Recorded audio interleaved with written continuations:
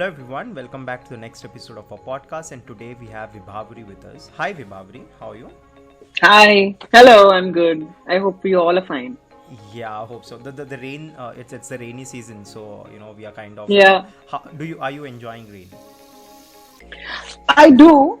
Not when I have to really run around a lot. So, especially in Mumbai, it just gets impossible to function. And in Mumbai, you have to go to so many places, then it's a little tricky thing.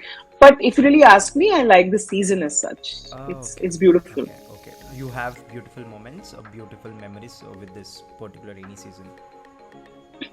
Yeah, because when I was growing up, it was always a custom, like all of us, it was a custom to go out in the first rains, at least the first monsoon, and just go out and enjoy the rain. We used to do it a lot. So there's so many times coming back from school, I used to walk back from school. It was close, but we would have our umbrellas and our raincoats, but we would rather not use them, and we'd come Right, back walking, singing, jumping in the puddles, and the usual, very common and conventional memories. right, But right, yeah, I have all of them. right. So, since we are talking about the childhood, I'd want to reflect this conversation on your childhood. So, first of all, I really want to understand because your on-screen presence is another level. To be honest, I've seen your work, the body of work. I'm sorry, I haven't. I think I've missed out on this. I've seen you in famous shows such as Sacred Games, and I Sacred think I've games, also yeah. seen you in Breathe. But I haven't actually figured out or gone to the other level of your body of work. But I have been doing that research, and you're such a phenomenal actor. The work that you have done with Thank you. Italy, that's completely awesome. The kind of rawness that you've brought. But apart from that, since your on-screen presence is this, I want to understand how has been your childhood. So how were you as a childhood? Um, I was born and brought up in Pune on Deccan Gymkhana, which is Pune is the cultural and educational capital, Right, especially in context of Marathi right. literature, Marathi theatre. We have Marathi cinema. We have FTI here. We have the Center for Performing Arts in university here. So it's like been it's vibrating with culture, and education is a very strong scene. Most renowned bookshops in the country. Oh, So Pandit Nehru and Baba Saheb Ambedkar, and all these politicians, artists, singers, all were regulars in the shop and also in our house. Of course, I wasn't born then, but right. that was the culture and the ethos I was born into. So very strongly culturally oriented. My mother was a theatre critic. She was trained in Hindustani classical music. She was a writer herself. She was a PhD in Marathi poetry. My father was running the bookshop, and all the big journalists, artists, singers, theatre people. They were like our my parents' friends, so they would visit us very frequently. So I very naturally and very unknowingly, I sort of grew into this kind of an atmosphere. And now when I look back, now when I reflect, I realize what kind of beautiful inheritance it was, and how it completely shaped me as an artist and as a person, as a writer, and all of it. So it was a very vibrant childhood. I was a very, I was a shy kid, but I was always eager to express. I always had an artistic inclination. I used to learn Hindustani classical since I was a very small kid. So in the classrooms, I would be the first one to get up and sing a song Ah, okay.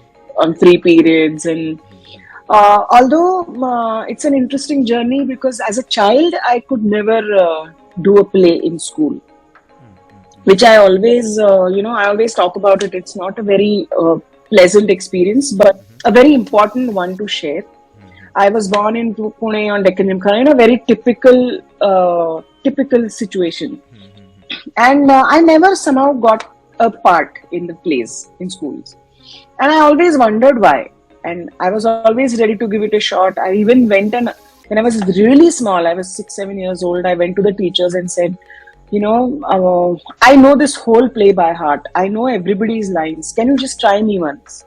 Can you give me a chance? Because when I saw the play, or when I saw any performance, theatre performance, I always felt I belong on the other side. I belong on the stage. I had this irresistible urge to perform, but I could never get a part, and it kept. I was very confused and baffled about why I am not getting a part, and why are they not even giving me a chance? Why are they not, taking like an audition or whatever? But it never happened until I went to middle school, where I ended up overhearing a couple of teachers talking to each other about a new play that they were trying to put up. And they said, okay, so now we'll do this, we'll do that, and we'll just pick up all the fair and beautiful girls in the class. And we will do a play. I just happened to overhear that, and that was a moment of, a big epiphany. Oh, this is the reason why I don't get a part. And that was the first time I was, there was this feedback that I'm dark and I'm dusky, and that's why I'm not fit to do a play. I grew up in a household where this was not a discussion at all, so I didn't know. That my skin color is different than most of the girls around me, and I had short hair, I had specs, so there was obviously a lot of importance about how the kid was looking than how the kid can perform. So that was a struggle when I was a child. And did that impact you? Of course, yes, because it was heartbreaking for me, and it definitely created negative self-image in my mind about myself. That no matter how good I am, and how good I can be as an actor, I can never do it because I'm not good looking, or I don't fit the standards, or I always had a broad voice, for example, a very broad voice. I never had that. In spite of the fact that I'm a pretty good singer, I never had that.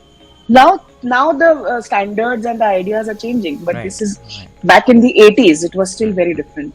So it was a difficult time for me to, cope with this situation or this reality, and it took me a while to get over that. But then I was around 14 years old when I met my guru, Pandit Satyadev Dubey, with whom he was a very big, renowned theatre guru and theatre director.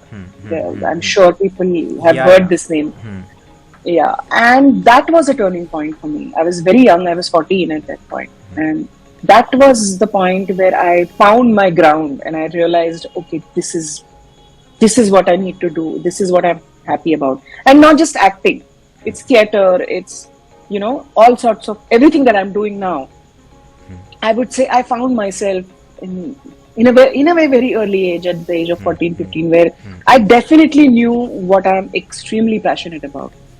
And I would say I'm lucky that till now I have been able to really follow my heart and passion, thanks to that experience as a child. So it was a very enriching childhood, I would say, in a way. And how did you change the whole concept of how people are looking at you?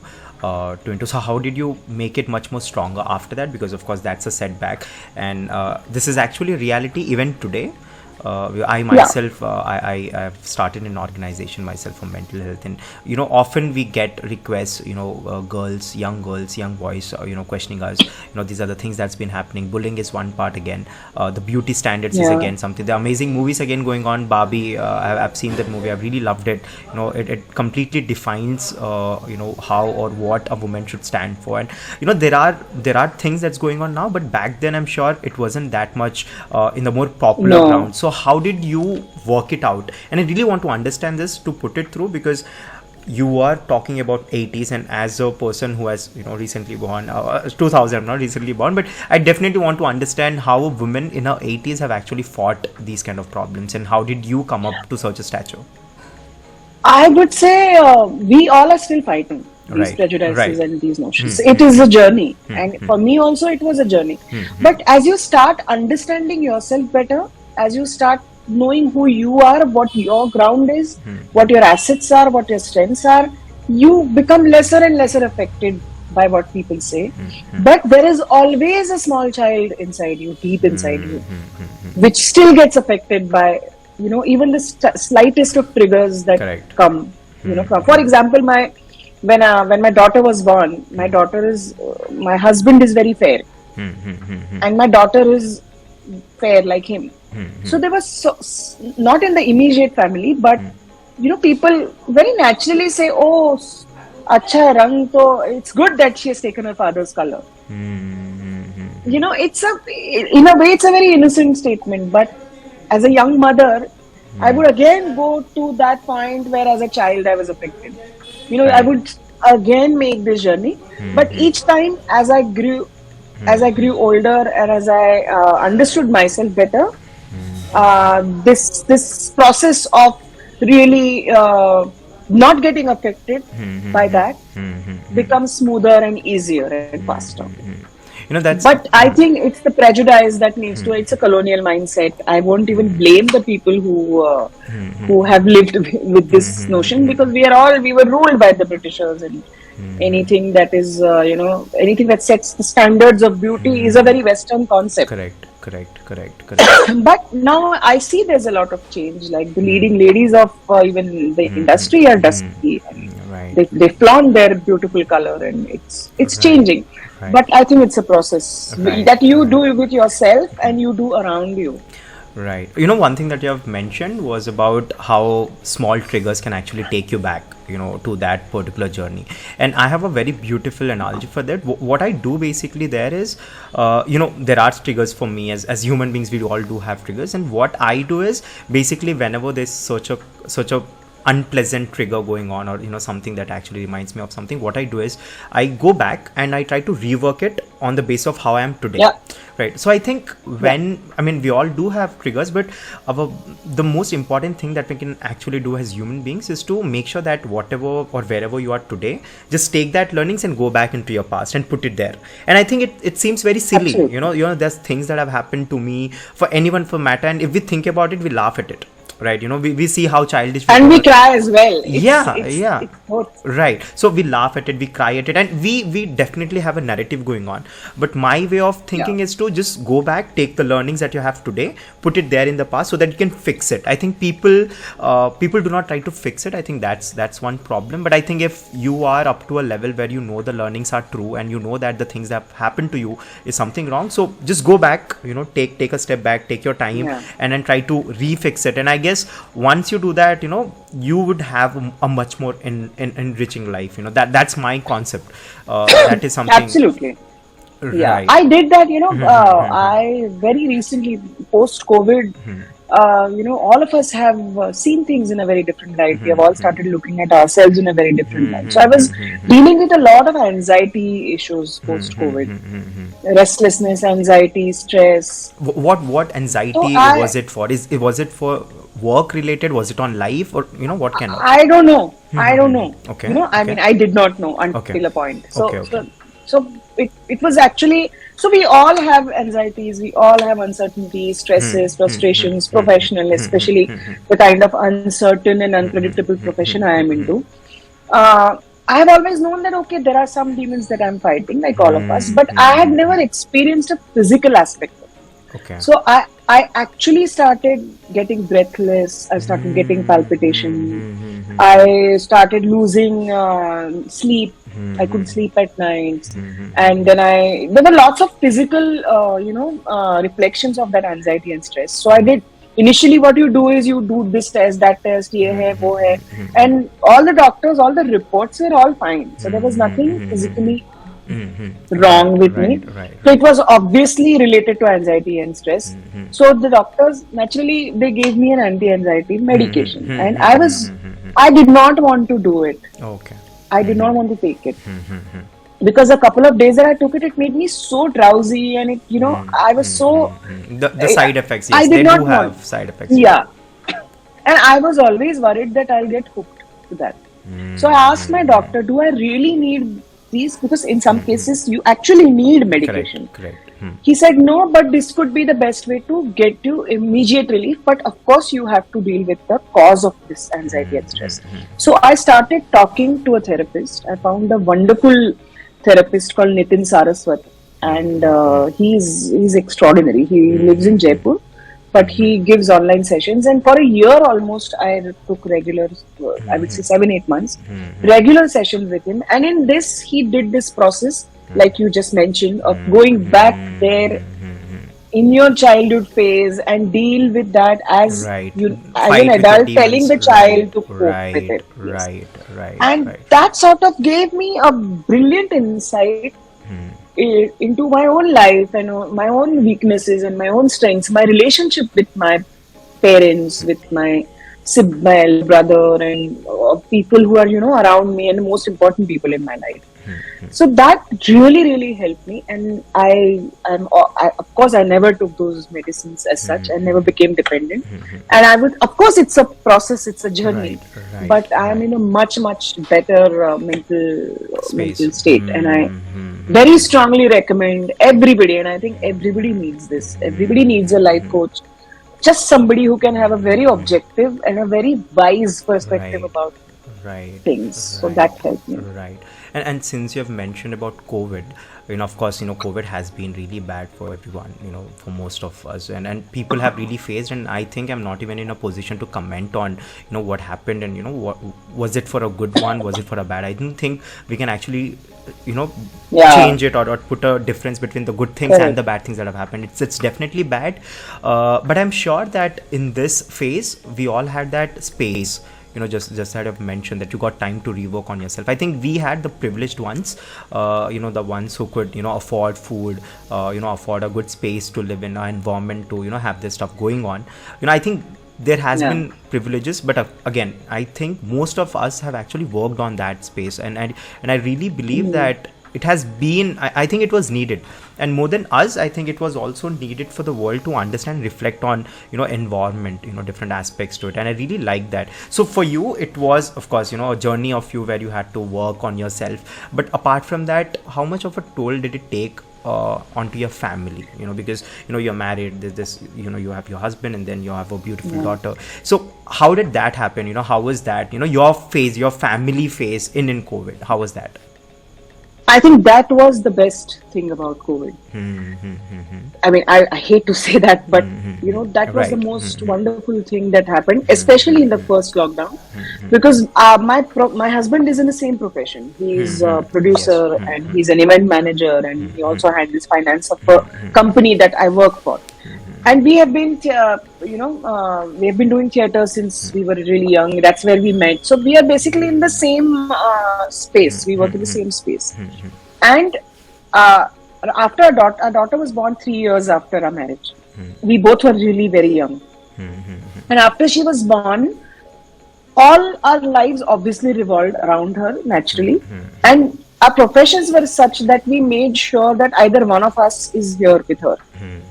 So the pattern of our house was I come in and he goes out, or he comes in and I goes out. So, and even when there were overlaps, they were mostly around her school, her needs, her this, her that. Of course, there were friends and we had a big group, but there had never been a time where it was just us, the two of us or the three of us. Right, right. Very, very little time.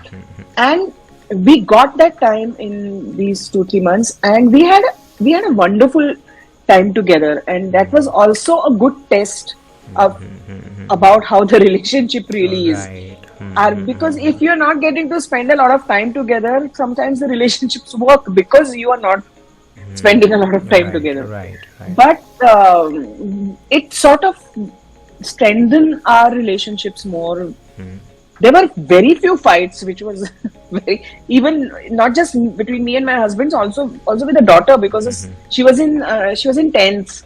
So 15-16-year-old daughter can be and a mother and a father, it can be a very tough space. Only a mother can comment on this. Yeah, yeah.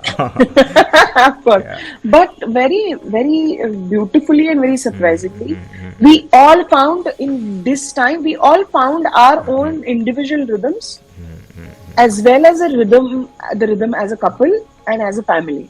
And I think that was really wonderful. That we would we would cook together. Usual conventional things. I would cook the lunches. He would cook the dinners. Our daughter would help us. But in the afternoon, 4 to 5 hours, we would have our own spaces. Fortunately, we don't have a big house, but we have a house where three of us can have a little space for our own selves. I would write my things, he would watch his things, my daughter would do her studies. So I think it, along with most of the things that happened because of COVID, are disastrous, unfortunate, sad, all of that. But it sort of, helped us reflect on our relationships in close proximity, and when you're stuck in a close proximity, and if you're not working as a family or as a couple, it was a very good time to know where you really are. And that was very reassuring that we were very young when we got married, very, very young. We didn't know what we were doing. But it was really reassuring that we are still, we are in a good space to go walk together for next whatever 30, 20, 30, whatever years we have. So, yeah. Right. And since you have mentioned about the relationships, as in, and you were really young when you got married to your husband, and I've seen your husband's work too. I've seen, and it's a great one that he's also doing. I'm sure, I definitely want. And is he managing your? You told that he's managing your company. What is it? I couldn't get that part. So basically, him and 3 of his partners, 4 of them. We were all doing theatre together. We were in the same theatre group. Okay. Since they were together since 91, 92, I joined them in 96. And they all came together and started a company called Indian Magic Eye. It's a media company. And we are like a one-stop solution for all media, all media. Like we do web solutions. We have done several things in last 25 years. But we are producers. We do television shows. Now we are doing web content. We have been film producers. Me and my colleague Srirang, we are writers. We are directors. We work together. So all of us have been in the same creative space. And now it's a company also. And I also work with my husband's company as a creative producer. So I write for them, I pitch new shows for them, and I overall handle the creative aspect of the shows that we do. That's the it's pretty interesting. I've always heard about the stories where both the life partners, the husband and the wife, they are working together in a space, and always there's a sense of little disturbance that goes on sometimes, and I think most of the couples these days, and also by the things that I've heard so far, they're not very comfortable working in that one space or something like that. So how has been your experience working with your company? So very interestingly, I don't work with him as such. In the sense, I work in the. So he looks after the production aspect of it, and I am on the creative side of it. So, day-to-day basis, I don't work with him. I work with my colleague and my mentor or my friend, guide, philosopher, whatever you may call him. I work more closely with him, and I have an excellent working as well as a personal relationship with this friend of mine. And with Rishikesh, who's my husband, we work in the same company, or I work for his company. So there are many overlaps, but we don't actually work together, and I don't think we can work together very well. I don't think so. No, I've heard about because I remember it's difficult. It's difficult to because when you are in such a close relationship, there's a sense of belonging, there's a sense of possession. You have a right over that person, and then it is very difficult to draw that line in a professional space where I cannot tell you what I can tell you at home. And me and my husband are very different by nature. So how he will react to a certain situation and how I will react to a certain situation is like poles apart. So even now when we do plays, for example, I live in a big apartment complex and they do a play every year for a Ganesh festival. So I write that play, I give it to him, and he says, now, okay, I got the play, now you don't even come for the rehearsal until the play is ready. Okay. So I don't even go and attend the rehearsals. I go only just a day before the show, and if at all I feel like saying something, I say it. I don't go every day because I know that I will be very difficult for him. I will be wrong to work. It will really bother him. And I know myself very well. So I keep that space. But when we say we work together, our focus and our passion towards the ultimate goal, the ultimate goal should be it's the same. It's the same. But we don't actually work together very rarely. Right. That's a good one. So now we'll talk about motherhood. You have a daughter, but you also had a mother. I mean, you also have a mother, right? So no, I lost her 5 years ago. I'm sorry. So how has been, the relationship that you and your mother shared, and now the relationship that you and your daughter is sharing, and how do you see it? How different is it? It's similar in many ways, but it's very different in many other ways. So me and my mother had a very interesting relationship. She was sort of my mentor, not, she was much more than just a parent when I was growing up, because she oriented me towards literature, towards art. She was like a friend is a cliched word, but she sort of opened my eyes and my heart to so many things, and she facilitated so many things in me. And a lot of the work that I've done, or the person that I am, it is absolutely because of my mother. But there was many things which, when I look back, I did not, I did them differently as a mother.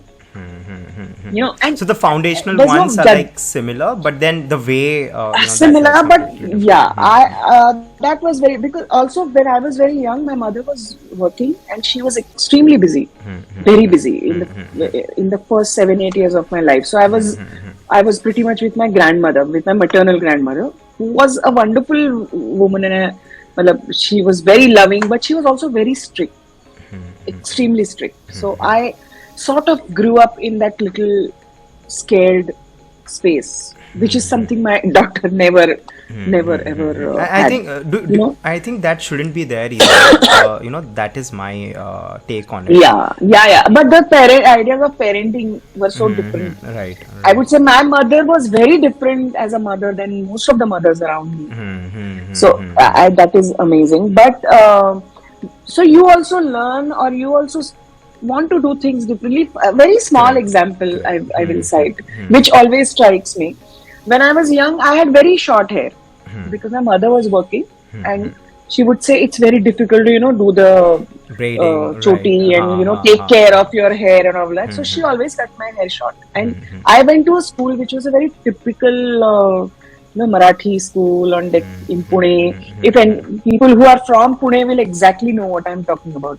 So I used to be bullied because of my hair, because I was dusky, I had specs, I had short hair. They would call me a boy, and I would say to my mother, please, I don't want to cut my hair. But she said, no, until you can take care of your own hair, I'm not going to let you grow your hair. Okay. And that was very traumatic. It was a very simple thing. If you really look at it, it's not a great deal. But for me, it was a tough, in whatever that 1 year or 1.5 year period of being 9-year-old, 10-year-old, it was a very, very tough space for me. And when my daughter was around 9-10 years old, I was in the same situation, because I was in Mumbai, I used to work. My husband took care of her entirely, but braiding was not something that he could always do. Tea, right? So, right. Right. In the morning, there's a chaos. I am not there. He has to make her tiffin. So I used to cut her hair short. So one day we just got a haircut. She was 8 or 9 years old, and then she went to play with her friends.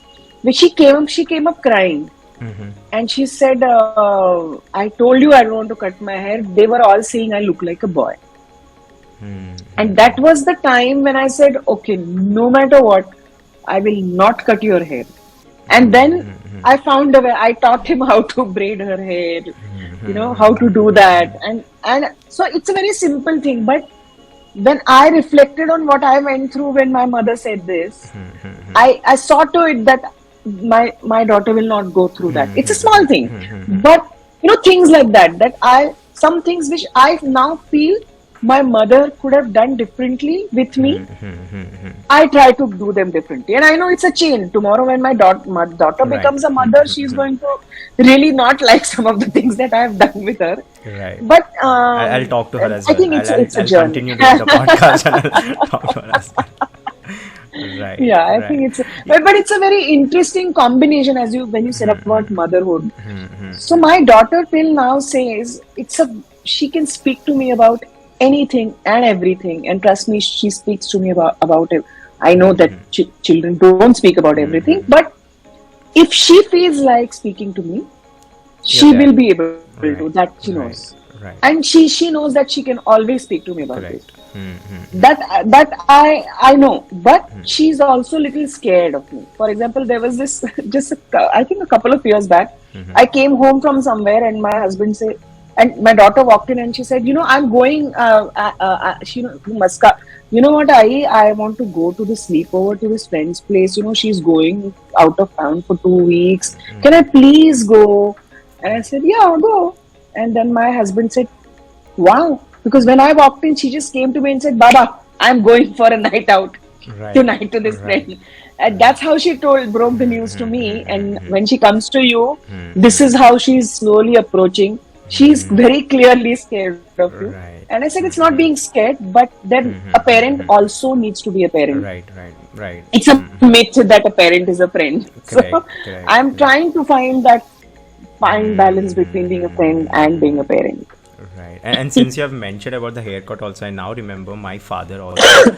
He wouldn't let me go to the salon alone. He would always accompany me, and he would tell the person, "Ki, nahi yahan se kaato," and all. I'm like, okay, okay, and yeah, I'll complain to my dad tonight, and I'm definitely doing it. But that said, I believe that parents today are taking feedback. Back then, if you Yeah. if you see, there was no taking feedback as such. There's much of like, you have to, and of course there are many who have been fortunate enough, to have parents who took feedbacks back then. But I think now slowly it's increased, of course, but again slowly it's also progressing. The kind of feedback that parents are, I think it's tremendous, and it was the need of the hour, because we have, if we look at cinema also, I think this has also happened to cinema. When we look at Three Idiots, for say, one of the best movies that I've Yeah. ever watched. So I think Yeah. movies have also done a great aspect to it, in making sure that parents do understand what are the responsibilities. And the growing generation, it's growing too fast. I sometimes feel it is also difficult for the parents to catch up. The kind of growth, Yeah. in terms of Yeah. generation, it's just changing every year, right? I remember. And it's sometimes good not to make an effort and catch up. Right, Sometimes it's right, good that they're right, tired of you. right. Until and unless you're making that safe space, the thing that you've mentioned, your Of daughter course. is talking to you, right? So I Of believe course. that you're maintaining that space. Yeah. Right. So yeah, that was my take, and I think it's great that people are taking feedback now. It would definitely help us Yeah. all come together as a family. And And children have the voice now. yeah, They can yeah, speak up. yeah, and that's because of, again, the feedback taking part, that's Correct. both ways. Correct. Again, both ways. And yes, I hope that we don't have to have a condition like COVID to get reunited or Yeah. open up. Yeah. That's a very that's a good thing that has happened, but I wouldn't want that condition again, to actually get ourselves know each other, or have that space for each other. But that said, you have also lost your mother, right? Yeah. And I want to understand, how do you take deaths, because that's I think in someone's life, seeing your loved one go is the most terrifying part of your life. I think it breaks Yeah. you onto several pieces, and how it breaks, it depends on the kind of relationship that you have had, and no matter what kind of relationship you had, it would definitely break you at some point of time. So how has been the reception of death for you? How has that been? And Yeah. of course, with the kind of wonderful relationship that you had with your mother, so how was it for you? Yeah.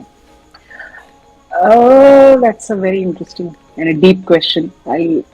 I think dealing with death of a loved one, and grieving is a journey, Right. and it comes in waves, and it goes, and it slowly, it changes its forms in how you miss a person, how you remember a person. With my mother, that was the first time I encountered death so closely. I mean, I'd lost my grandfather when I was really young, but he was old, he was sick. And when my mother passed away, my grandmother was still around. She was 96 years old, her mother. And my mother passed away very suddenly. So she was diagnosed of pancreatic cancer on the 3rd of February. On 17th February, she passed away. It was that fast. So since it was an abdominal cancer, it was detected very, very late. And I have known my mother obviously very closely, and in the last few years I was the closest person to her.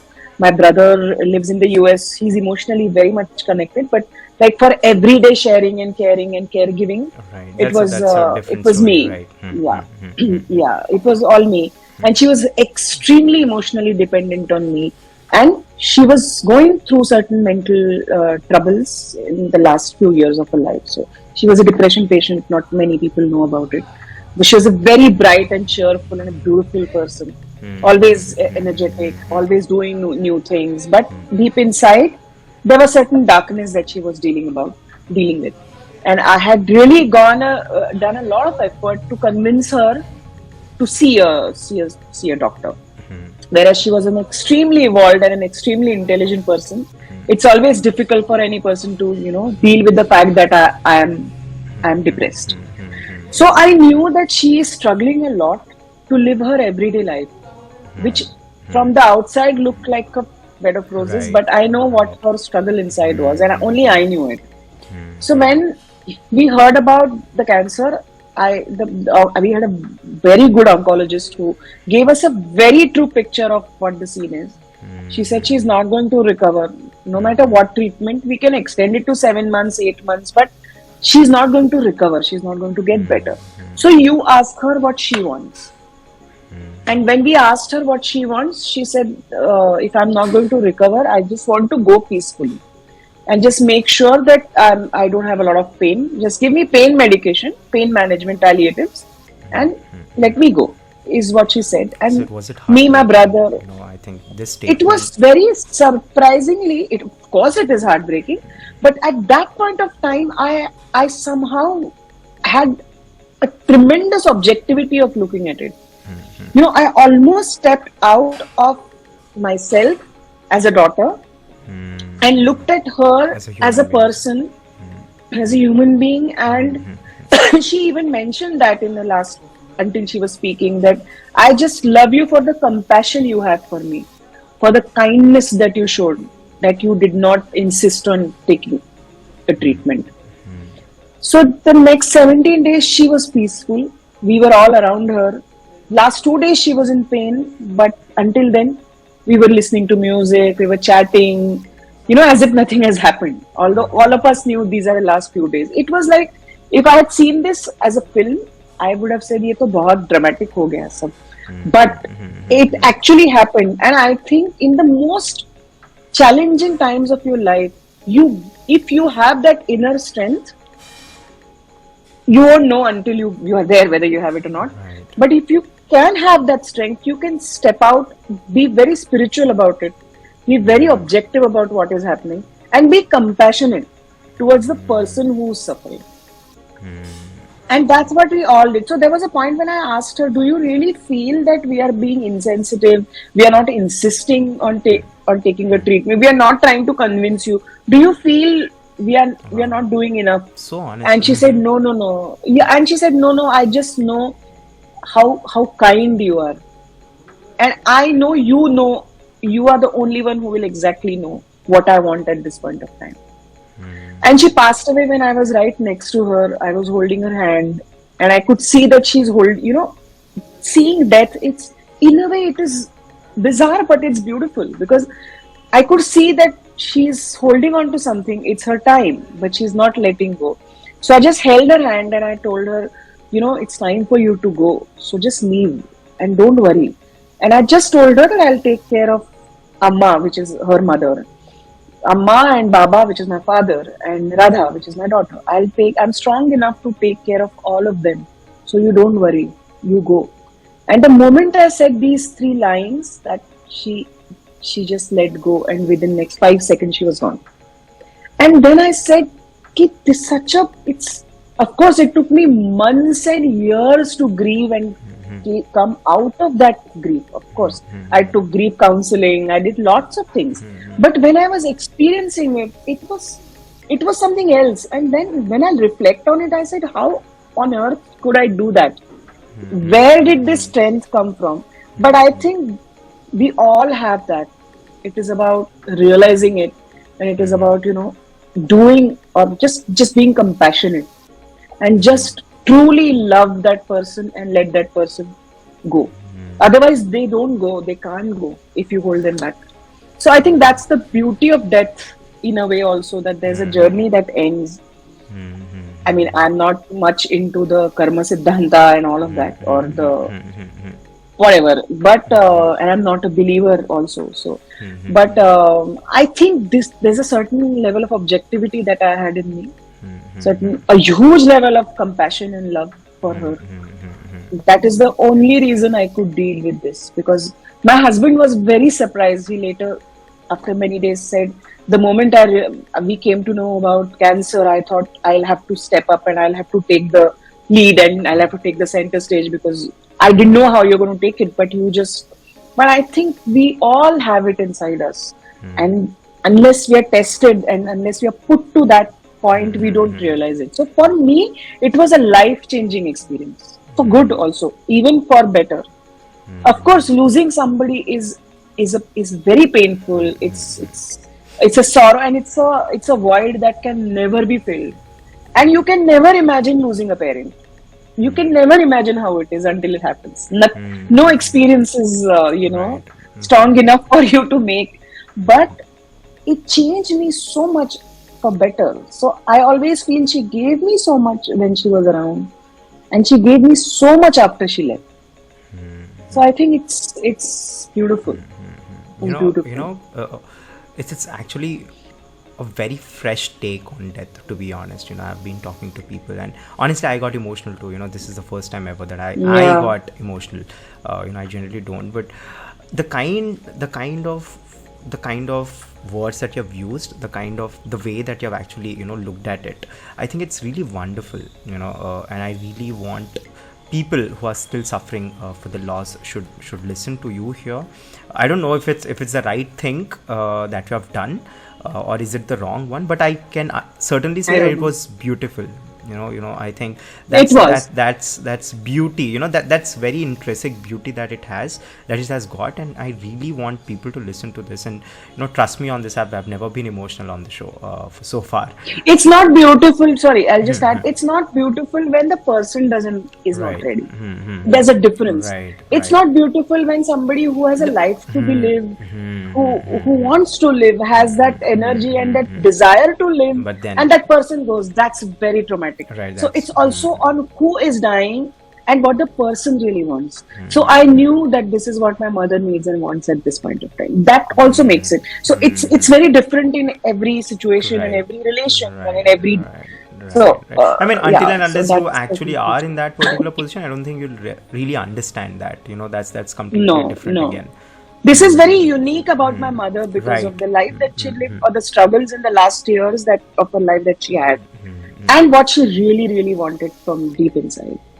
That I only know. That's also why that moment was Really in a way proud, beautiful. she must be really proud. I can see I think so. I think so. And now I'm saying all these big words after 5 years of losing her. So there's a certain time to certain reflect, time has passed. I wouldn't have been able to say this so clearly and so articulate right after she was gone. So you are also a writer, and I think that most of the writers, there's a process, different processes again, but the best process that a writer can actually have, in my say, would be reflecting on their own personal experiences. I think, and the way you are articulating, I think that's because of what profession you are in. You're a writer. Maybe. And there goes a lot of we find that a writer is here. We just casually say he's a writer or something, or she is a writer. But I understand the struggle behind it. When it comes to writing, when it comes to sitting and making sure that your experience are revived again and again, go back, search, and there's lots of things that goes on. So how has your writing journey started, and what has been your process so far? And I also understand that it would have been easy. It shouldn't be easy for you, to be honest, because you're also on the acting side, right? So I believe that when you're a writer and you're also acting, there is a dichotomy where you are acting on someone's, say, let's say you're working on someone's scripts, that's completely different, and now you're writing for your own self, or let's say you're writing for someone else, and then there should be a certain learning that you take it from here, but then that would also reflect it on your writing. So you don't want that to happen. So you want to make sure that your acting part remains untouched and your writing part remains untouched, but because of your profession, I think there's an involvement there, right? Because you're doing this and you're also doing this. So how do you detach that part, and how's your basic writing that goes on, your process of writing that goes on? Yeah. So I'll answer the second question first, because it's so I really try to keep my writer and my actor independent of each other. I don't get into, I mean, of course, if I'm playing a part, there are 100 questions that I will ask the writer or the director and try to understand the character like any other actor would. But I make sure that I don't go into this path of how I would have written it had I written it. So I keep that writer in me somehow locked. And somehow, now that you've asked me this question, I'm thinking and I'm reflecting. Somehow that has never interfered my process as an actor in doing, unless I'm playing something that I have written, which I haven't until now. But so when I'm acting, I'm dealing with the content and the material that somebody else has conceived, worked on, and I know how much effort and time and blood and sweat it takes to create something. Unless I have something definitely not relatable or conflicting or illogical or not good at all, it doesn't happen. It hasn't happened so often. I would say never, that I have somehow never ended up facing a very bad content as an actor. I haven't. So, but I'll ask questions, but those questions any thinking, intelligent actor would ask. It's not the questions the writer in me will ask. Of course, we don't live in compartments. There is some mixing up. But I see to it that, because the natural tendency would be how I would have written this, how I would have conceived this character. No, but that's not my job here. Here I am the actress, and I need to ask questions which facilitate my study of the character as an actor, not as a writer. So that hasn't happened, and they haven't really interfered with each other until now. Yes, acting really helps in writing, especially dialogues, because you can hear yourself, you can hear, there's a better understanding. I mean, I'm not saying that, I mean, of course, it definitely has its advantages and disadvantages. It helps. It surely helps. So that is one thing. How I started writing was a very simple and a funny story. Everybody in my family used to write. My paternal grandmother was a playwright of those times, in the 30s and 40s. She was a famous playwright, which was a very rare thing. My maternal grandfather was a scholar of Bharatanatyam Shastra. He was also a playwright. My mother was a writer. My father writes well. My brother writes well. So they're all good writers. Yeah. So I never wrote as a child, and for me, writing essays in school was all the writing that I ever did. I was good at it apparently, but other than that, it never crossed my mind. I started doing theatre with this theatre group. We do theatre for children and young adults for many years. So I acted in one of the plays, and my mentor, Srirang Godbole, Ranga we call him. It was his play. He wrote and directed it. And after that, I was doing another play with him in Mumbai. And on the way back, I was 19 years old, 18 or 19 years old. And I asked him, okay, so when are you writing your next play? And he said, I'm not writing. I said, what? He said, yeah, I won't. Why should it always be me? Why can't somebody else write? He was obviously trying to, coax me. In a very and I said, of course, in a very, and I said, no, who else? He said, anybody can write. You write. And I said, he had obviously understood that I have it in me. Or maybe he just gave it a shot. I don't know. Or imposition, right. I don't know. So he said, I said, I don't know how one writes. And he said, it's easy, just take a pen and a paper and start writing. So those were the times we used to write on pen and paper. So I said, okay. So he said, I'll give you a German play translated in English. You try and adapt it. Start with adapting the play. Okay. I said, okay, I'll try. So I took it and I adapted the first act. And I told him I have adapted the first act, and he said, okay, come home, we'll read it. And I went, and I was so. He said, I'll just go, and he wanted to finish some work, and he said, just 5 minutes, I'll go and come back. And those 5 minutes were like, they were terrifying for me. I was so scared, I was so nervous that I just kept the script there. I wrote a note saying, I really don't have the courage to read this. So please call me after you read it. And I went home. Okay. And within half an hour, we didn't even have mobiles then. He called me on my landline and he said, "Oh, it's wonderful. You're a writer. Finish the play and start doing it." It was, I mean, he made it look as simple, of course, but obviously I had it in me. And then I took training from Mahesh Elkunchwar, a very, very eminent playwright. He trained me and he taught us the craft of writing. And then I realized this is one more area where I can really express myself. And then it was all about, practice, writing. I try and write every day, something or the other, every single day. It's difficult and it is strenuous. You really, if you're writing that kind of content, you're opening yourself up. It's like, bringing yourself inside out.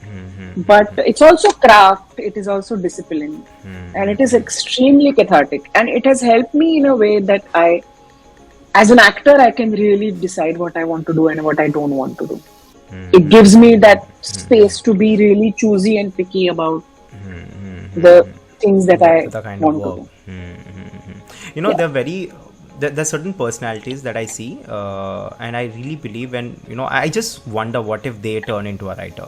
Just imagine, Amitabh Bachchan, with the kind of experiences that he had. What if he turns into a writer? I really loved. There was recently, I think recently, Boman Irani is also into writing, and as a personality, I really adore him. I adore him as a personality, and I really look up to these kind of personalities who have had this varied experience to them, and when they are putting the ink on the paper, it should be magical. That is what I see. And now that I've heard you, the kind of story, because I haven't, fortunate enough to know you, but now since I've known you, I'm sure that the experiences and the words that you put on the paper would be gold. That's something that I really Again, a journey, a process. No, get better at it every single day. But it's honest. But your experiences, I'm sure it would be really amazing. I really look forward to it. Read or see the plays, or at least. Do you read Marathi? No. So this is what my next question is. Okay. So the next question is: are you writing it in? What language are you writing it in? So that's like okay. Primarily in Marathi so far, but we have recently, me and Ranga, my friend and my colleague, we have recently written a Bollywood. We call it Bollywood musical, but it's a English play that we have written with 13 songs, and we'll be doing it in the beginning of next year. So yes, I can write in Hindi and I can of course write in English. Definitely would want but to come and watch my that. natural expression is in Marathi. Of course, I'll let you know. Right. So one thing. See, I'm from Hyderabad, so it's down south, and I'm fortunate enough to understand how the movie industry works down south, and the movie industry works up there on north. And I have been fortunate enough to know this, but there are again certain regional films or regional industries that I haven't ever gotten a chance to actually look, or even a chance to actually go through, apart from the ones that really get famous, that really talked upon on the different sites, Twitter for say. Now that it's changed the logo, very sad. I really hate the logo. But yes, so I really want to understand how Marathi industry is, through you. I really want to understand, how do you put, if you can put in words, how do you see Marathi industry is, and how do you see it's different from the other industries as of now? It's a very controversial question. Okay. जो थोड़ा बहुत काम मुझे मिल रहा है वो भी मिलना बंद हो जाएगा. Right. No, let me just let me try to put it. So basically, Marathi is a theatre community, theatre viewing community. Of course, Marathi has a long legacy of cinema also. But when I say theatre, it is a content-driven industry. It has always been. It's not a star-driven industry. Understood. It is people want to watch content. I'm not judging the quality of content or the good or bad of it, but content. When there is a story, when there is something that engages them in terms of content. No matter who the hero or the heroine is, which I think is a great thing about Marathi industry, that people will not, very rarely go and watch a film just because it is XYZ, and even if it is terrible content, it will be a blockbuster. It won't happen. There was a patch in, where these things work. But right now, if you ask me, there's an entirely content-driven cinema. There have been very good and bad phases. One question that I really want to understand here, I'm sorry to interrupt. See, when we talk about content-driven movies do have content, that's the norm. Every movie do have content, but I want to understand the difference here when we actually put this word into more stressed that this is a content-driven movie. So how do you see I that? think relatability. Okay. Relatability. Okay. Something that the audience, the common audience, feels close to. So will an extravaganza with huge sets, with huge costumes, with 400 dancers, they will go and watch a Hindi film for that. They will watch Rocky and Rani. But if they choose to, because Marathi people are necessarily as viewers bilinguals, they have when they want to see that extravaganza, they will watch a Dharma film. But when they choose to go to watch a Marathi film, that's not what they're looking for. They are looking for a story that connects with them, that speaks about their lives, that speaks about their problems or their happiness and their joys. So that's, I think, why Sairat worked so well. For example, the biggest blockbuster until now, because even the grassroots level, a small town, a young boy and girl could relate to I don't know if you've seen the film, but they could relate to the protagonists and their love stories. And they thought, okay, my love story can be as grand as Shah Rukh and Kajol or whoever. That was a sense of aspiration. So that's what connected them with the film. And the films that have recently, there's this huge blockbuster called Baipan Bhari Reva, which is a wonderful film. It talks about 5 sisters and their personal struggles. It's a beautiful film. So what if it's not extravagant? There's some phenomenal acting, some very basic emotions, basic relatable stories, and the woman aspect of it. That's working for them. A recently film that I wrote, it was a small film, but it really got received very well. It's about a middle-aged homemaker who finds badminton, her old lost passion, and starts playing badminton, like a little English coming of age film. So they relate to this content, and that's what they want to watch. So these films always work. So there have been a time where, some change with Shwas, which sort of changed the narrative of Marathi cinema. And then so many theatre directors, writers, even literature-based content started getting translated into cinema. And there was a great time. There was a little lull after that because I feel all of us wanted to become Bollywood. The films tried to, be like Bollywood, but Marathi audience did not take it. For a simple reason, they say, if this is what we want to see, we will see, Karthik Aaryan, for example. So, but now I feel we need to do is we have content, we have actors, we have performances. We need to think more seriously about how this can function as an industry, like it works in Bollywood, like it works in South Indian cinema. It needs to be built because there are many one-time producers. There are many, directors who find one-time producers who are ready to put in money. They put in money, but the money is not recovered. So they just have the money they put in and there's a film made. There's so many films made, but is it building it up as an industry, as an ecosystem, as a self-sustaining industry? That is something that we all need to reflect on, and that's why the producers, the writers, the directors need to really look at it in a light. That is, why I don't know if you've seen Harish Chandra's Factory, which is one of my films. If not, it's on YouTube. Please watch it. It's about how the first Indian film was made by Dadasaheb Phalke in 1913. I understand how much I'm missing out on things. That you sure, because he's the father of Indian cinema, and it is a very entertaining story about how he made his first film.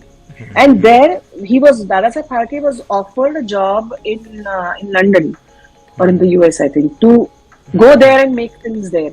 But he said, if I go and make films, I will earn a lot of money. But how will this get built as an industry here in India? That was the thought, and I think that is what needs to be done now more seriously about Marathi cinema. For the things that you have mentioned, what I can understand is there is a certain awareness and intelligence that goes with Marathi audience. Absolutely. I'm talking about the audience here, because you have told in a way that they are receiving movies as per the content. They're Yes. receiving that movie. I mean, if it's a dharma movie, that there's a certain scope there, and if it's a regional movie, there is also a scope there. I think that's how Marathi film industry is going on. But when we talk about inculcating the industries into one, because I really want that to happen at some point of time. I think we are all working on it, right? And I think we have been divided for so long, and we have never realized it, to be honest, that we are divided as an Indian cinema. That has never come out as such, and we were divided. I think now things are changing, right? But in a more broader sense, how do you see this change is going to affect us? I don't know if we can ever be united in that sense, because we are basically very diverse. Our languages are so different. Our ethos is different. Our traditions are different. Our core as Indians is the same, of course. But the concept of India came into existence just 75 years ago. If you really look at it, otherwise it was all. We all know the history. So it is very difficult to bring them, and I don't see a reason to also bring them on the same page. There needs to be more awareness about, like, for example, in last say a year and a half, we are watching a lot of Malayalam cinema. We didn't know what was happening. For example, Tamil and Telugu industry is known for its the grandeur and the star worship. Yes. All of that. But Malayalam cinema we are getting exposed to now. And it's wonderful. And then there's Gujarati cinema that is coming up. So I think this interaction and knowing what is happening in different, because now people, when you look, say, Indian cinema, it has always been Bollywood all these years. And there is so much diversity in content, in expression, in the techniques of, in a sense, the visual narratives of cinema, that we need to all have more awareness of what is happening in the rest of the country. And now it's very much possible with all the platforms that are coming. We watch Russian cinema and Spanish and German, but do we try and watch regional cinema of India? And it's so wonderful. So there's no need to bring everybody on the same, in the same, because we might just lose the individuality and artistic independence, in the sense, independent expression of it. So if Malayalam cinema starts looking like a Hindi cinema, then I'm not going to want to watch it, because I'm watching Hindi. That's really, a very fresh, you're bringing on different perspectives, because I've never thought about it.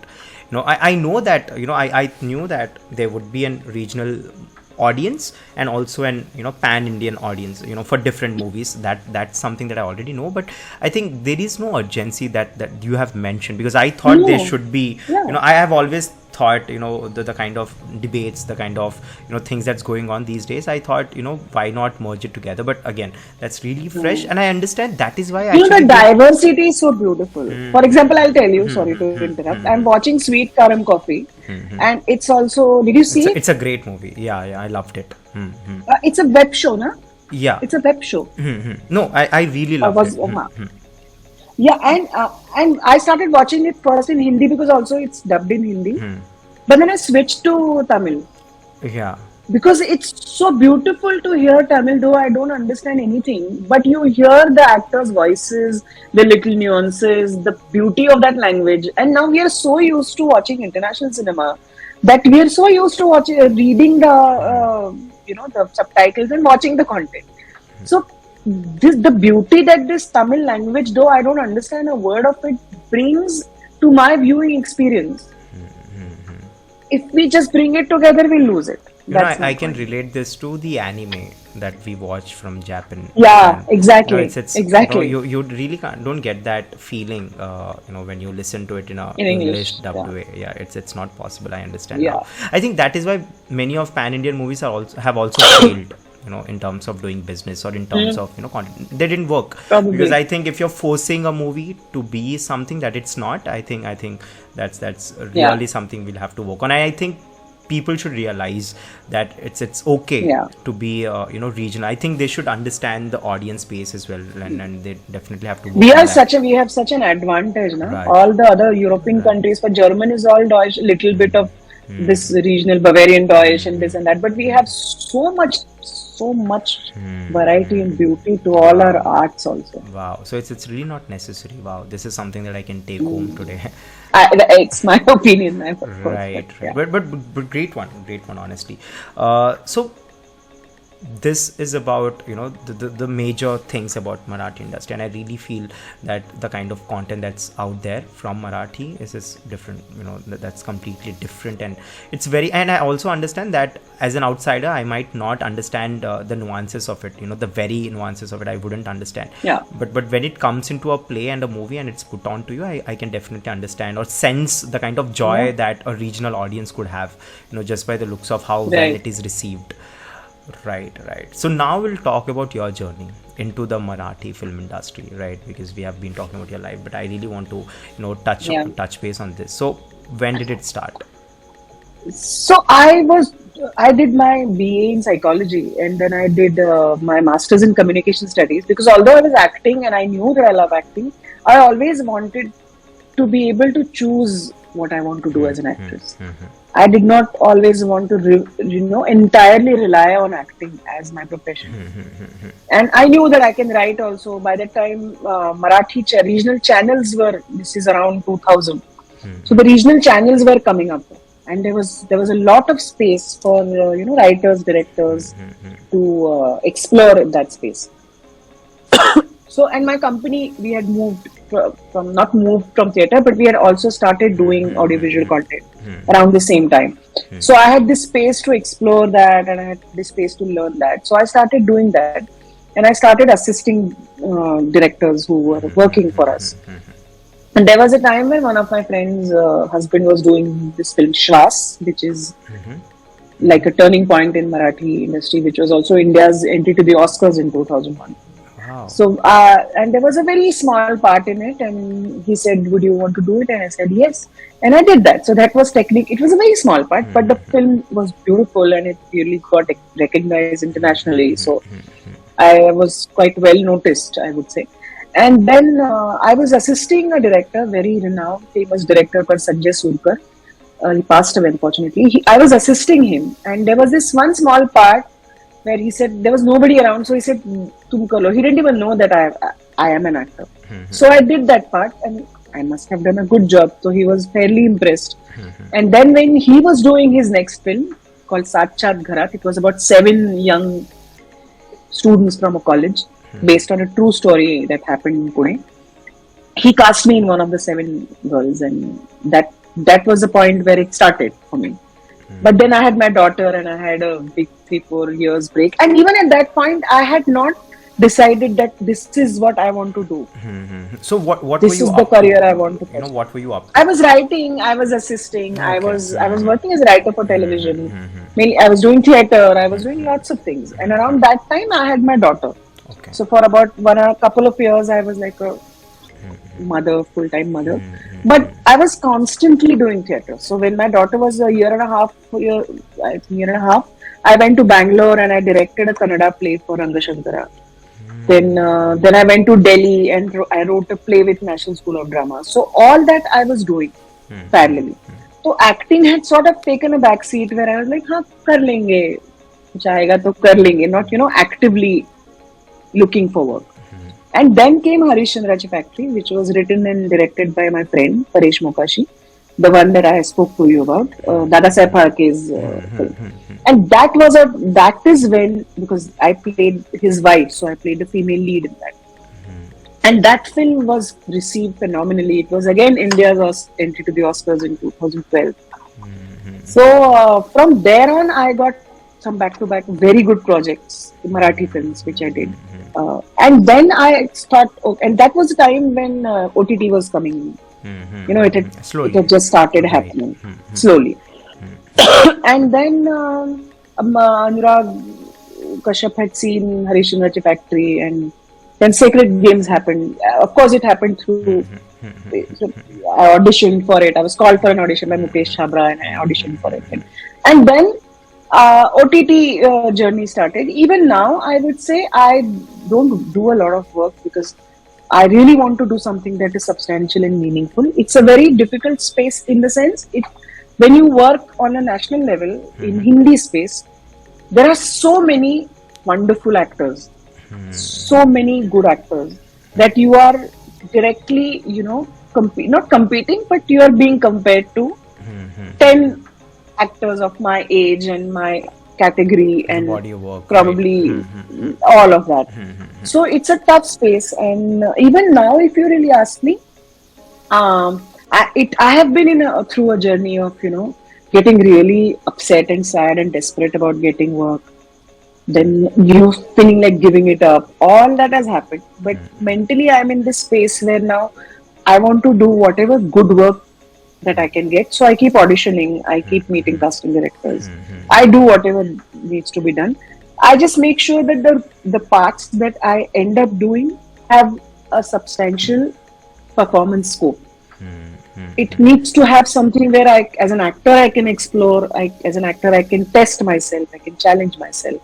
I did this fantastic film called Tikli and Lakshmi Bomb, which was an independent film, and that was, that film gave me that joy. It challenged me. It kicked me. Working with Aditya Kriplani, who's now my friend, very close friend. That was something that challenged me as an actor. It was an independent film. It did. People loved it, but it did not get a big release. It did not get a big thing or whatever. But the joy and the experience that I got through that process, and enriched me as an actor. So that's what I'm looking at right now. Something works, something doesn't. So that has been pretty much the journey. So, what are you now up to? What are the next projects or things that you're currently working on? How soon are we going to see you? I have done I've done a Hindi film which I don't know when it will be released. It will be released on OTT. It's a very interesting project. It's a small but a very nice part.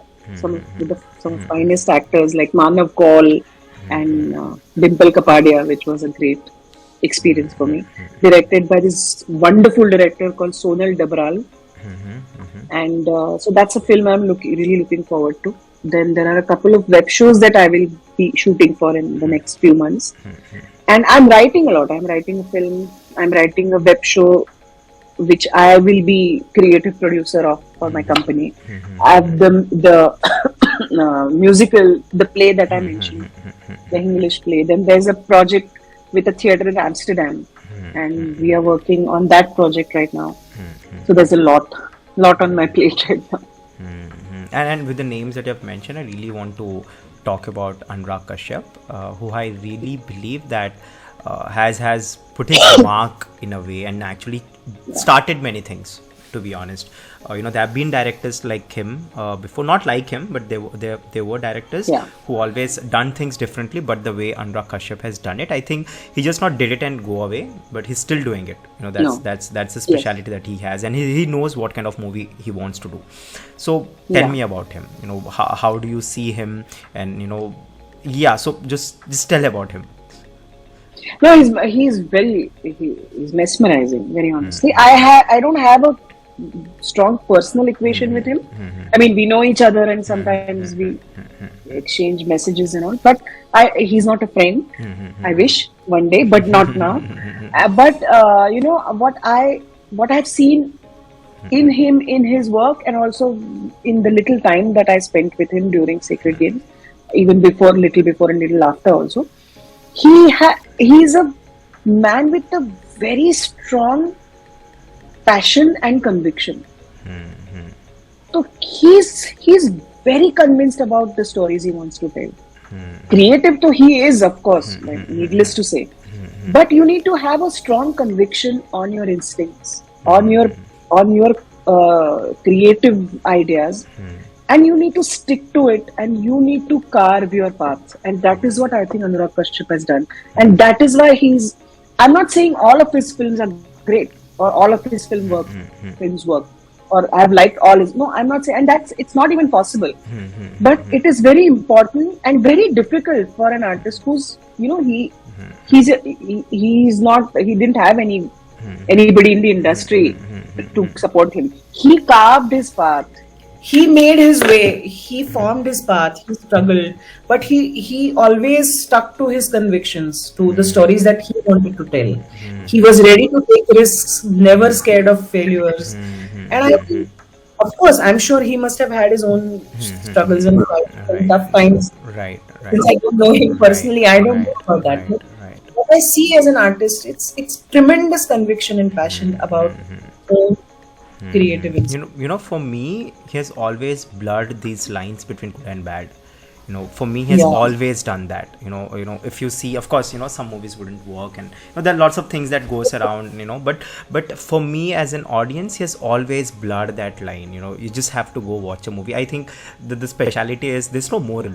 It's just some lives that he's showing, the reality of it, and the way someone aggressive can be at some times, and someone shrewd, some shrewd person would be. And I think he's always blurred that line, which I really get excited. So I always look forward to his movies, but at the same time I also understand there are amazing directors out there who haven't yet explored to, and I know that there's tremendous work, and I really believe that I do not have enough time, even if I sit now to try to understand every filmmaker, the kind of process, but of course through the podcast I really want to meet, talk, and understand how different things happen, and one of them is definitely Anurag Kashyap. I'll tell you one very interesting thing about Anurag.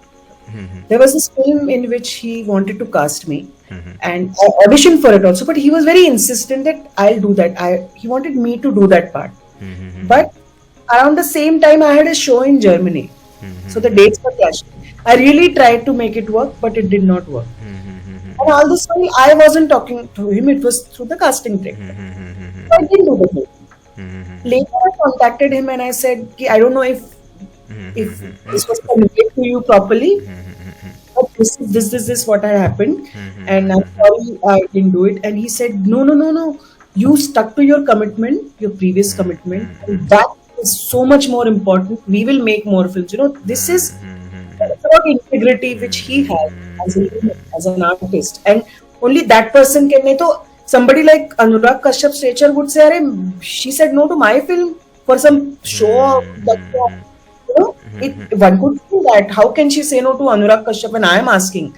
But he has integrity to the art, towards the art, and he understood that for me, sticking to my previous commitment meant more, or meant everything, rather than.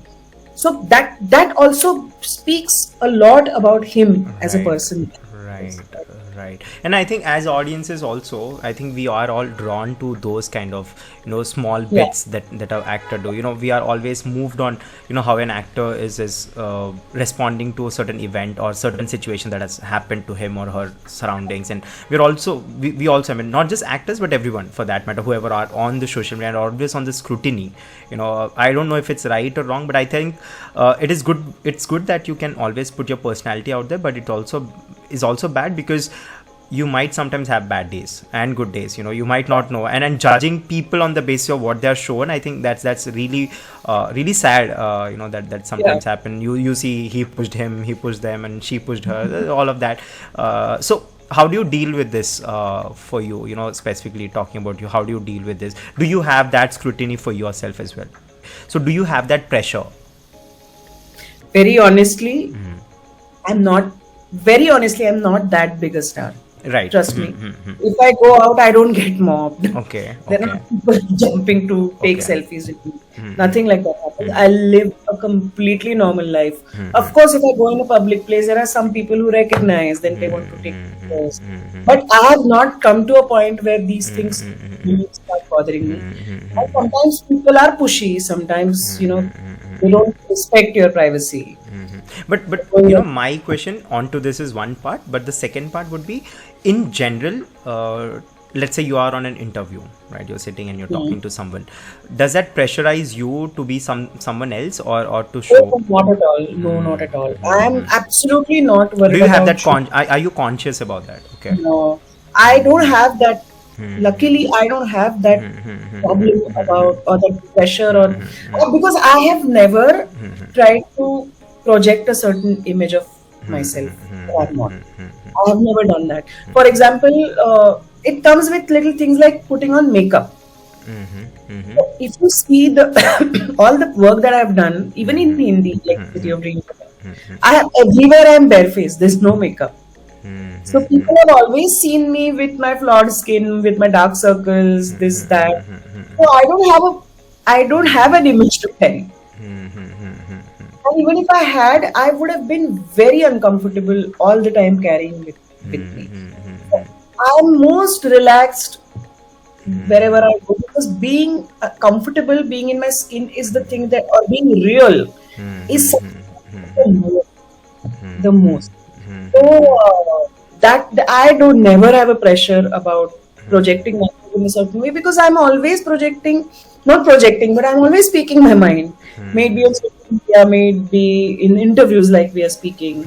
It's like speaking like friends. I don't have to put out a certain image. And yes, there are so many things about me, or I'm sure there are many things that I not in this interview, but I might have said or people find controversial. But that's so I don't have a problem with that. You know, I really believe that you get into trouble only when you are not projecting yourself. Right? You know, that is what I believe. You have to remember now what and no matter what, right? And it applies to all the professions. You know, it's not just to acting per se, but of course, acting do have a lot more scrutiny than. Of course, you can change your mind. For example, if I've given an interview 5 years back and somebody's asked me a question about something, I have said something and now I feel different. Right. That's a different thing. Right. But if I projected a wrong self of mine or myself out there with the things that I don't have or I'm not, then I'll show it's a big. I don't have a good memory also. So it's good to be who you are and good to speak your mind, so that you don't have to work very hard to project. Right. Do you have regrets, Vibhawari? No, because I'll tell you. Of course, there are times when you feel that a certain decision, if taken otherwise, would have, played out in a good way. Absolutely no regrets. No regrets. Because fortunately, all my decisions, personal and professional, they were my decisions. Taken with complete conviction, following my instincts, thinking enough. I was never. I always thought about what I'm doing, who I am at that point of time. What I thought at 18 will not be what I think now. But at every point of time, whenever I took a decision or when I did or did not do something, I have had my thought and my conviction behind doing that. So when you have done something with conviction, you don't regret. I don't regret. And then you can always say, okay, I did that, but now I can do this if I feel I should have done it then. For example, I never thought of earning money. Now I want a Mercedes. For example, I don't. But if I want, I can think about it now. Na? I cannot say if I had thought of buying a Mercedes at 18, I would have had one at 30. Okay, I thought of something else and I did that and I got that. So what's to regret? That's really nice. So now we'll talk much more, and of course there are lots to talk, but I don't want to take much of your time. It's already late in the night. But yes, you have sibling, right? You have just one, right? You have a brother. Elder brother. So I just want to understand the relationship that you guys share now. Wonderful. He's my parent. He's much older than me. He's 7 years older. So he's always been my parent. Father. Extremely protective, extremely loving, extremely caring. He's very different than who I am. He's a brilliant man. He's an engineer and he's a chief technical officer of many startups that have made billions of dollars in the US. Very highly accomplished, very artistic, uh, and he's brilliant in everything he does. So if he sings, he's the best. If he sketches, he's the best. I mean, apart from my personal, Right. I think he is. Yeah. So my brother. So he has been like a parent to me till date. So he's that one person, because me and my husband, we are like friends, because we have been very close friends before This we is started. actually the next question that I really want to know, because since the start of the podcast you have mentioned that you got married in a very early stage of your life, Yeah. and I'm assuming it's a love story. Yeah. I'm assuming. Yeah, so I just want to know the story of yours. Nothing very dramatic, very simple. He's 5 years older to me. We were doing theater together, and we became friends. And again, he is very different from who I am. And we were very, very good friends. And in our group, the situation was everybody was in couples. They were all couples. It was just me and him who were single. Okay. And so everybody, assumed that now we are going to start dating, and they would start, how things were in those times. So you would get more, in a way, structured. Now they have to get together no matter whether they like each other or not. So there was a lot Friends of do this, friends do Yeah, actually this. Lord. If you're And single, they do some. and it doesn't work sometimes. It happened. For about 2 years. I know, I'm experienced. I know this shit. Yeah, it's very right. I still remember. I've dated my best friend at one point of time. Horrible experience. It came down. Because it can ruin the friendship also. Yeah, So it for did. It did. It did to some extent. So I understand. I can totally relate what you're trying. But then you had a beautiful. time we were saying no, and we were not dating each other for a very long time, almost 2-3 years. We were really just friends, and we were very close friends. And we would spend every day together because we used to rehearse. Then we would have shows. We would hang out till late in the night. And there was a point where he realized that he feels more than that, but he's much older to me, 5 years older. So the way also he expressed it was like, okay, this is what I feel, but I want you to take your time. You don't have to feel or think like this because I am saying that, And more time passed after he said that, and there was a point where I realized that okay, now it is something more that I feel about. And what I felt was, this is the man who can, of course, there's love and there's all of that, and it's there, but this is the man with whom I can be who I am, who knows what I am, the good, with the worst, with the bad, all of it. He knows the best of me and the worst of me, and he has taken me, or he loves me, or accepted me for who I am. And that was the space for me which gave, that said, okay, yes. And I think we are very different, and we have walked. It's a long journey. We have been married for 22 years, engaged for 25 years. And I think this element of friendship is the strongest thing about us. It's not a conventional relationship where, husband is very possessive about the wife, or wife knows everything about the husband, wife checks husband's phone. Never ever. We have our space very clearly demarked. He has his own space, I have my own space, and yet we walk together. And it changes over time. Of course, we have had our bad time. Right.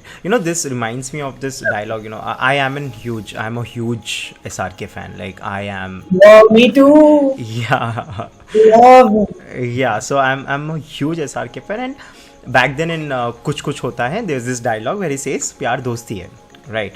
And that time I knew. I mean, for me, it was just a dialogue. This is just a dialogue that Shah Rukh Khan said it. Very humble. Yeah, I was extremely young. I do not know what he exactly meant, and for many years also I did not understand the depth. I just knew that it's a dialogue, and we don't take movies seriously. Right? For me, I've never done it. People do. Yeah. I don't take it. It's for entertainment. So I'm sorted that way. But then later, now if I actually see what he actually meant, when he says dosti, pyar dosti hai, I really can relate to it. I understand that aspect to it. Because it's easy to be in love. It is easy to love, but it is very difficult to walk a life together. Right. Because you have, in today's times when you are so different, you meet so many people, you have such different journeys from each other, different experiences. You are not that way entirely dependent on each other. Especially, I'm talking in a very urban environment. You have a context where you are financially independent, you are mentally independent. You're probably you'll spend lesser time with each other than you spend with your colleagues. Being able to walk a life together, bring a child together, building a life together takes a lot more than love.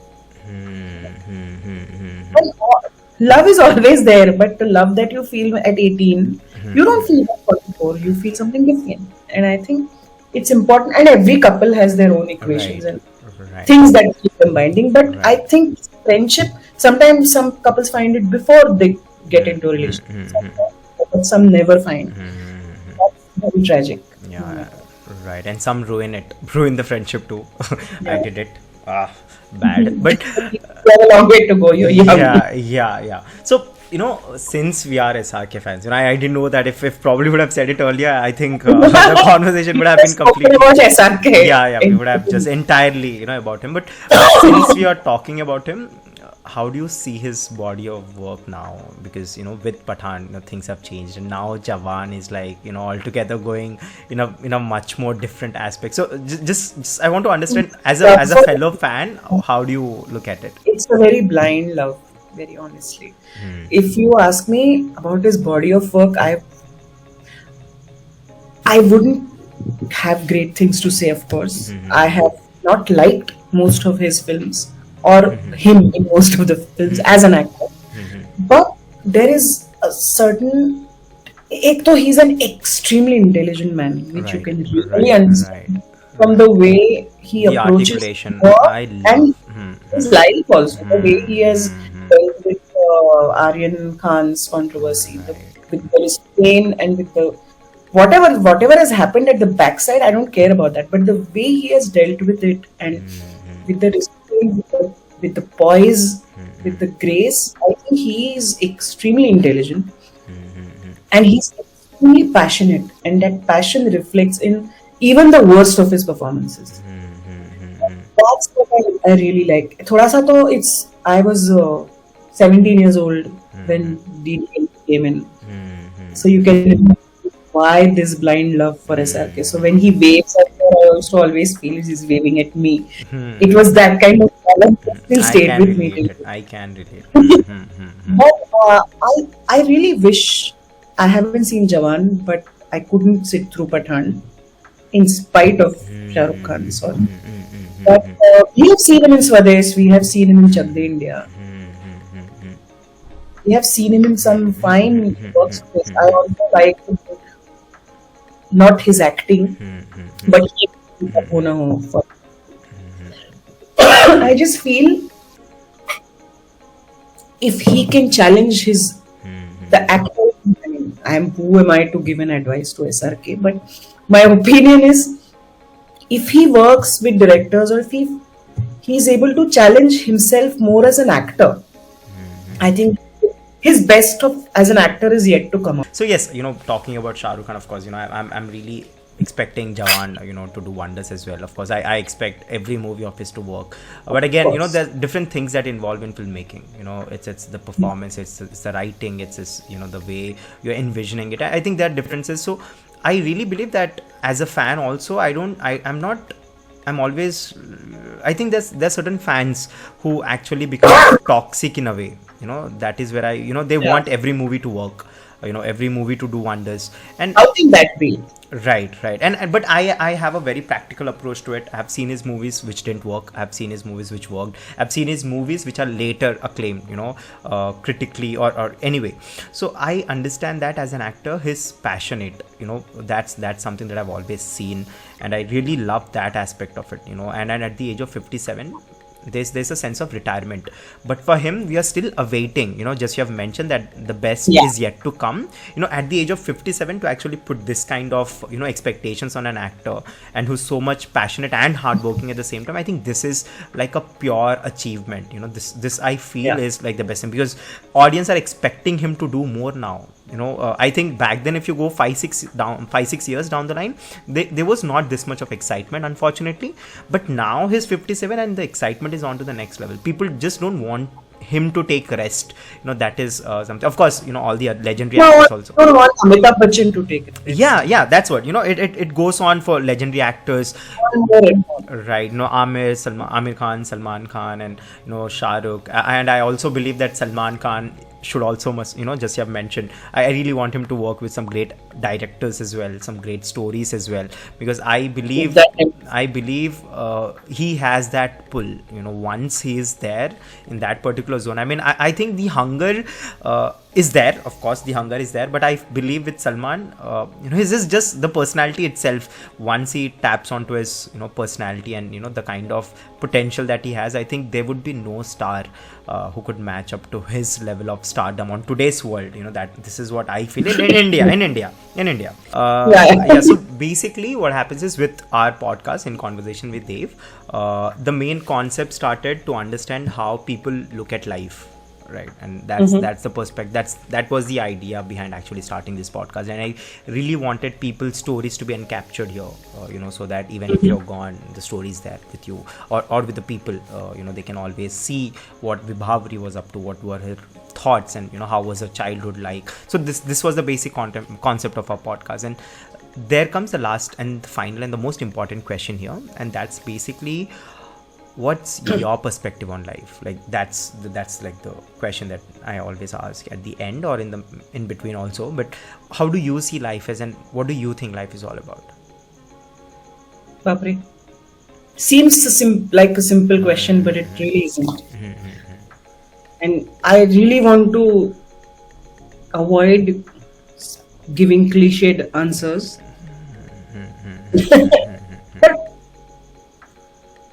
But I think life, it's a fun journey with many tough situations, many tough spots and tough stations in its way. But you got to love it, and you got to. I'm not fatalistic in that sense, but you got to play with the cards you're dealt with, Right. and make the best of it, and Right. be happy. I think just being happy Right. is very important. And what is your happiness in? And if the happiness, I think we all need to find the happiness in things that are not material, in people, in art, in love, in relationships, in traveling, in experiences. You have to be hungry. If you're hungry, life is beautiful. If you're not, it's boring and it's dull, and you're done. Right. Well, thanks again, Vibhawari. Thanks for spending your time with me and giving it to us. And amazing insight on different aspects and on life. And I think this has by far not been cliched. There's a cliched answers as well. So I'll put it out. Maybe I should cut this out. Others might get offended. I'm sorry. But yes, thanks for being real. And I really enjoyed conversing with you, and I wished this would go on, and there are lots of stuff to talk, but for now I think this should be the end. Thanks again, Vibhawari. Thanks a lot for joining us, and I really love the conversation. But I take a moment to ask you, how did you like this conversation? Yeah, I think when you say interview, it sometimes becomes an account of things that you've done, things that you've achieved, or your failures, and there are very few times where you really get the space to reflect upon your own experiences. And it was like having a conversation with a friend, with a young friend. And I think you have good insights about your own experiences and your own life. Somebody speak well. I just thought it will be an hour, but we have been speaking for 2 hours. Yeah, I did not know it's almost feel like I'm sorry. No, it didn't feel like it. That's what I'm saying. Right. Right. So thank you very much for making this so much fun, and I wish you all the luck. And I soon get to see you talking to Anurag Kashyap or SRK. Yeah. That's the plan. That's Call me on that chat. I'll just be on silent mode and yeah. Sure. And I'll publish it live for you, especially. no. Keep me in the interview with Yeah. I'll do that for sure. Well, thanks again, Vibhavri, and I hope people like you join and talk to us and share about their stories. Thanks a lot, and it was a great chat with you. Thank you. Thanks a lot. Thanks a lot.